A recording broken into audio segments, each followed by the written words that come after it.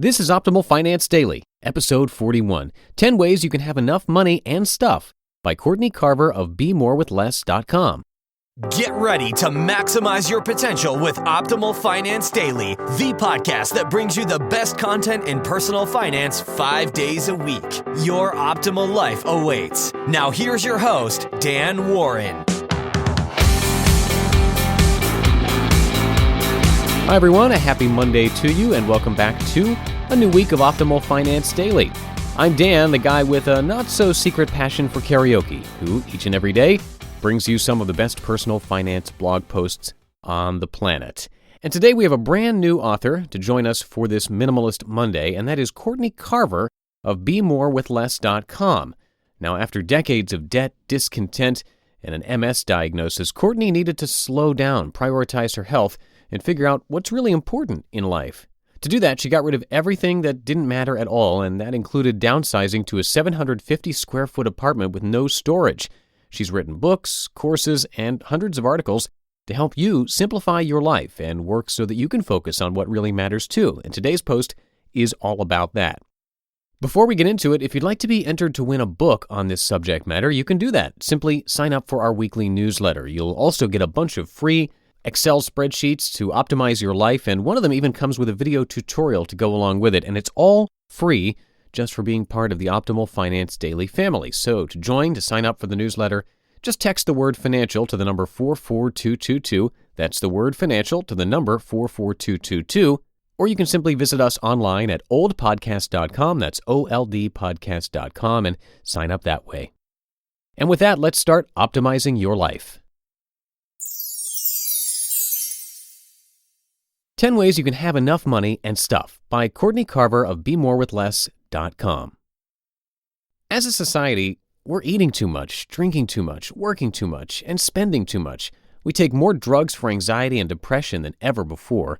Our debt is climbing, and our savings are dwindling. We are tired, stressed, overworked, scattered, and afraid. We're afraid that we won't have more than them. We're afraid of what others will think if we don't. We never have enough, and are afraid that we never will. In a recent poll, and by poll, I mean in response to a question I posted on Twitter, when asked, what would you do differently if you thought you had enough, the response was overwhelming.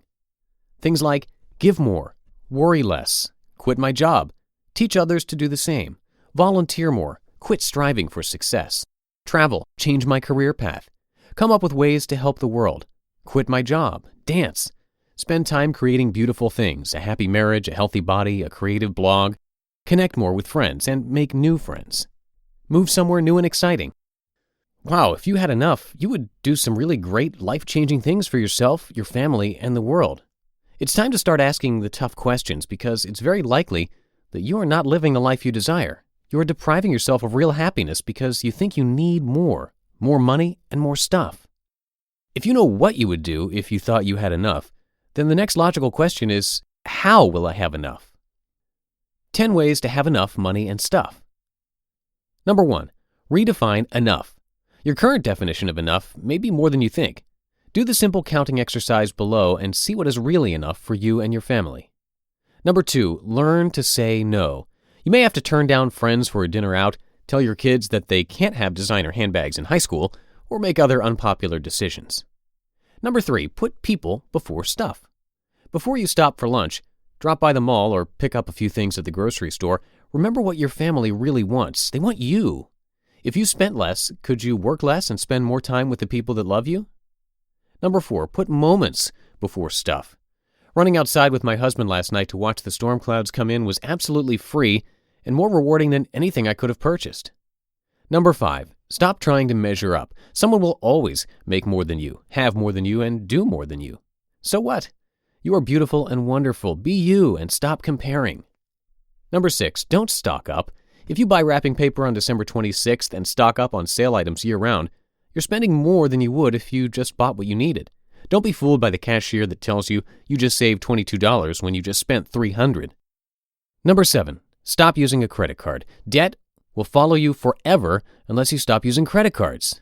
The end. Number 8, write it down. You might be too busy and stressed to think about what you really want out of life.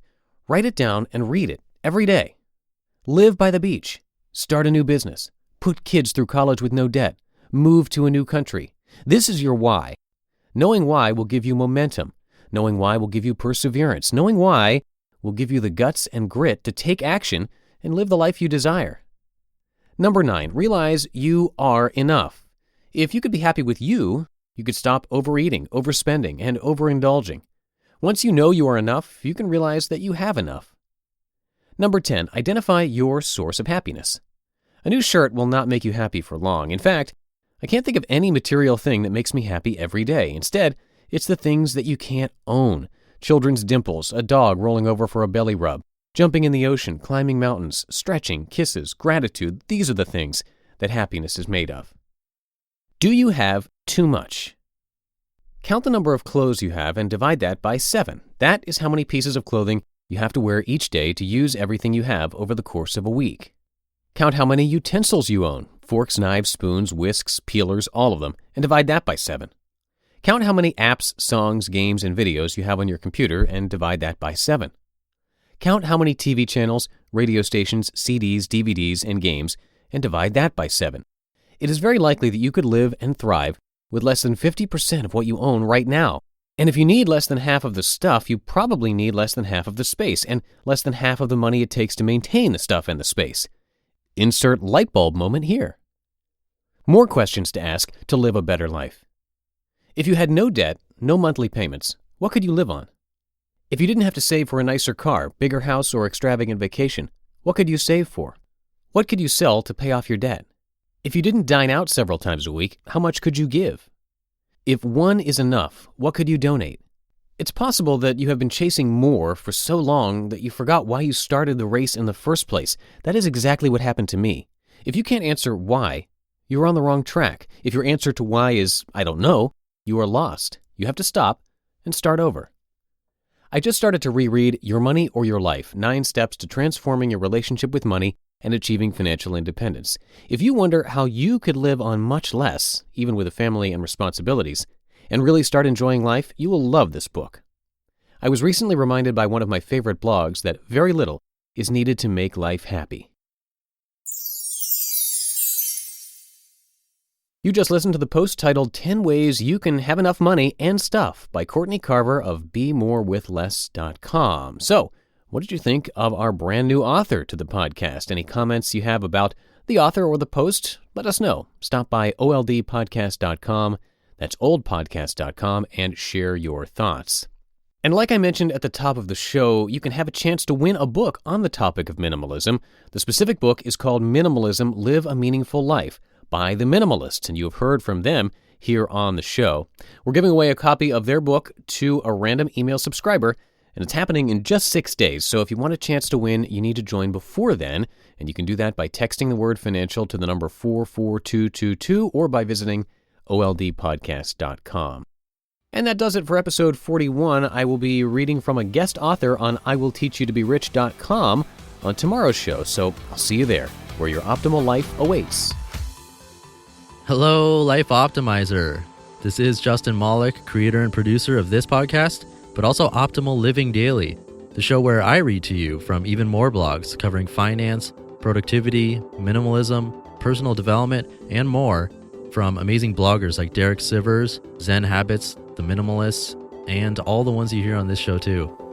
So if you enjoyed today's episode and like taking amazing blogs on the go, come on over to Optimal Living Daily and subscribe to that one too. And together, we'll start optimizing your life. You've been listening to Optimal Finance Daily. Be sure to hit the subscribe button to stay up to date on each new episode and head to oldpodcast.com, that's oldpodcast.com, for a free gift as well as more actionable tips and resources to help you maximize your potential. Thanks for joining us, and remember, your optimal life awaits.